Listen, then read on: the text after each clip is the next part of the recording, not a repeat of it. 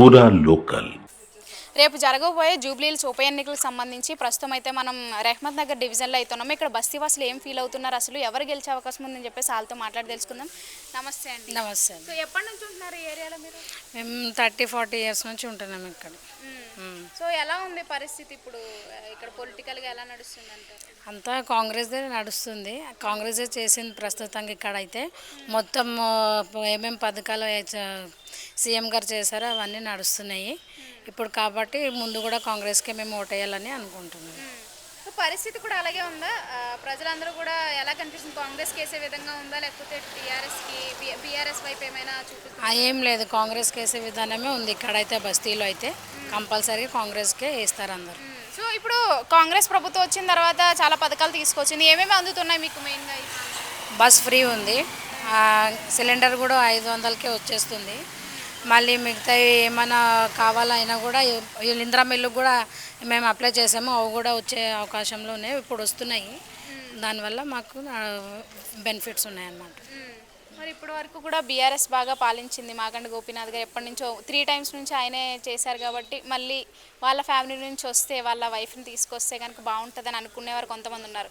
So ఎలా ఉంటుంది అంటారు ఒకవేళ వాళ్ళ ఇంట్లో? గోపీనాథ్ నుంచి అయితే మాకు ఏ సాయం మాకు కలగలేదు.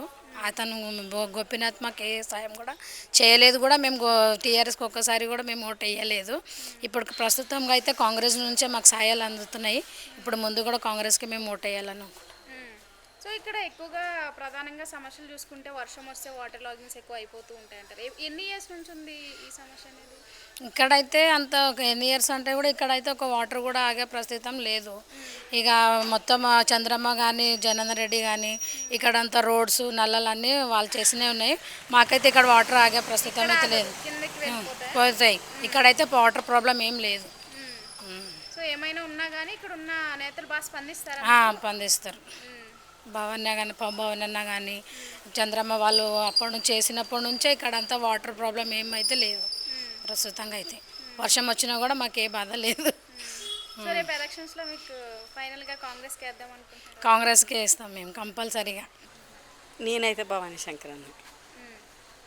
అంటే కాంగ్రెస్ వైపు పార్టీ వైపు చూస్తున్నారా, లేకపోతే క్యాండిడేట్ మంచివారని క్యాండిడేట్ చూస్తున్నారు? ఎందుకు వేద్దాం అనుకుంటున్నారు? ఏమైనా చేశారా? ఆయన మాకు చాలా చేశారు ఇదంతా. వాళ్ళ అమ్మ ఉండేటప్పుడే చేశారు ఇదంతా. వాళ్ళ అమ్మ తను ఖరీదాబాద్ ఆయన పీజీఆర్ వాళ్ళు ఉండేటప్పుడే మాకు ఇదంతా. అప్పుడు ఒకప్పుడు నడ్డానికి చాలా కష్టం ఉండేది. వాటర్ కానీ డ్రైనేజ్ పైపులు కానీ ఏవైనా ఆయన ఉండేటప్పుడు వేశారు. ఇప్పుడు కొత్తగా వచ్చేదైతే ఇప్పటి వరకు అయితే ఇంకేటి లేదు. ఇక మీదట ఎలా ఉంటుందో అయితే తెలియదు. ఇప్పటి వరకు గోపీనాథ్ గారి పాలన అనేది ఎలా ఉండేది ఈ ప్రాంతంలో? ఎలా నడిచేది? నాకైతే అంత అనిపించలేదు. ఈ డెవలప్మెంట్ ఏం జరగలేదా? అంటే ఈ ఏరియా వరకు ఏరియా వరకు ఏం కనిపించలేదు, అంత అయితే మాకు కనబడలేదు. ఎప్పుడైనా వచ్చిన పరిస్థితులు ఉన్నాయా? వచ్చారు వెళ్ళారు. కానీ భవానీ శంకర్ గారు చేసిన అన్న చేసినంతగా అయితే, వాళ్ళ మదర్ ఉండేటప్పుడు చేసినంతగా అయితే మాత్రం మా ఏరియాకి అయితే ఆయనే చేశారు. ఆయనే బాగా చేశారు. మేము ఎక్కడ పిలిచినా వచ్చేవాళ్ళు, మేము వెళ్ళా కూడా అంతే గౌరవం ఇచ్చేవాళ్ళు. ఎవరికి ఆపదన్నా కూడా ఆయన పరిగెట్టి వచ్చేవాళ్ళు. ఒక ఇంట్లో అన్నదమ్ముళ్ళగా దేనికైనా వచ్చి వెళ్ళేవాళ్ళు.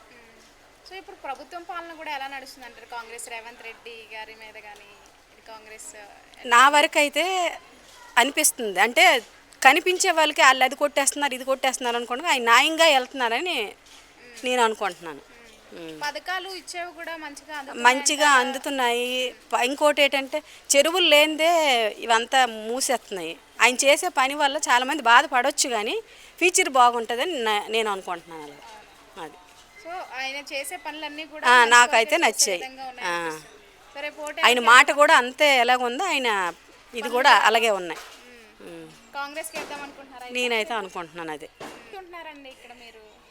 మేము ఇక్కడికి వచ్చి 20 సంవత్సరాల నుంచి ఉంటున్నాం. 20 సంవత్సరాల నుంచి ఉంటున్నారు. ఓటు హక్కు వచ్చిందా మరి? మరి రేపు ఏదైతే ఉప ఎన్నికలు వస్తున్నాయో జూబ్లీహిల్స్లో, సో ఎవరు గెలిచే అవకాశం ఉంది? మీరు ఎవరు కోటేద్దాం అనుకుంటున్నారు? మేము అయితే కాంగ్రెస్కి వేద్దాం అనుకుంటున్నాం. మరి అది ప్రతిసారి మీరు కాంగ్రెస్కి వేసుకుని వస్తారా, లేకపోతే ఈ సంవత్సరం? మేము ఎప్పుడు కాంగ్రెస్కి వేస్తాం. ఎప్పుడు కాంగ్రెస్కి వేస్తాం. అది ఎందుకని? ఏదో అదే నమ్మకం. అది పనులు చేస్తారని అదే అది చేస్తా ఉన్నారా మరి ఇప్పుడు ప్రభుత్వం? చేస్తున్నారు. ఇప్పుడు మాకు 0 బిల్లు వస్తుంది. ఆ, రేషన్ సన్నబియ్యం గట్రా ఇస్తున్నారు కదా. అవి కొన్ని మంచి పనులు మంచిగానే చేస్తున్నారు కదా దాన్ని. ఉమ్. అది మరి బీఆర్ఎస్ గోపీనాథ్ గారు ఉన్నప్పుడు ఏం చేయలేదా ఇక్కడ? గోపీనాథ్ గారు వాళ్ళు చేసేది వాళ్ళు చేశారు, కానీ వాళ్ళ మీద బాగా చేస్తున్నారు కదా వీళ్ళు. అది ఆ. సో వాళ్ళ మీద బాగా చేస్తున్నారని చెప్పేసి వేద్దాం అనుకుంటున్నారు. అది మరి అంతే కదా. అవును.